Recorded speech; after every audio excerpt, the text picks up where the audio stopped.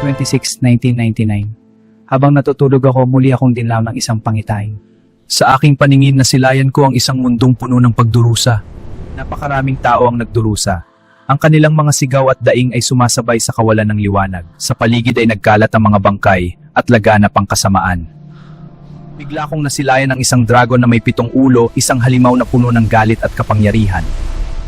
Sa tabi nito ay isang babae na tila banalang anyo, ngunit umiinom ng dugo ng mga mananampalataya. Sa tabi nito ay isang babae na tila banalang anyo, ngunit umiinom ng dugo ng mga mananampalataya. Maraming malalakas na mandirigma ang sumubok na labanan ng halimaw. Maraming malalakas na mandirigma ang sumubok na labanan ng halimaw. Maraming malalakas na mandirigma ang sumubok na labanan ng halimaw. Ngunit ang kanilang lakas ay hindi sapat laban sa kanyang kapangyarihan.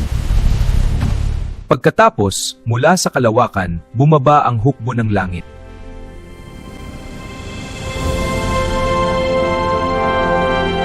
Sa gitna ng liwanag ay isang nilalang na hindi ko matitigan ang mukha, sobrang banal at nakakasilaw ang kanyang liwanag. Mula sa kanyang mga kamay ay sumabog ang isang liwanag na tumama sa halimaw na may 3 sungay.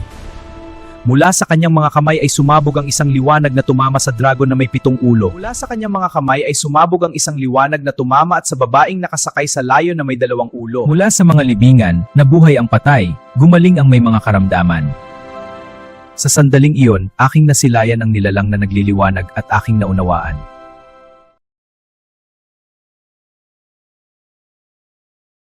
Pumasok ang lahat sa pintuan ng kahariang ginto na ang paligid ay luntian. Pumasok ang lahat sa loob ng kastilyong ginto na nakasisilaw sa kinang. Sa lupa matapos ang rapture sa mga pinili ng Diyos ay puno ng kaguluhan, patayan, tagutom at pagsabog. Dahil sa mga kaguluhan at malalakas na bombang nuclear, nagunaw ang mundo. Makalipas ang taon, muling tumubo ang halaman at puno, nabuhay muli ang hayop at ibon. Muling naging parainso ang mundo na puno ng mga puno at lonsyang halaman, iba-ibang hayop, muling ibinalik ang tao upang pamahalan ito.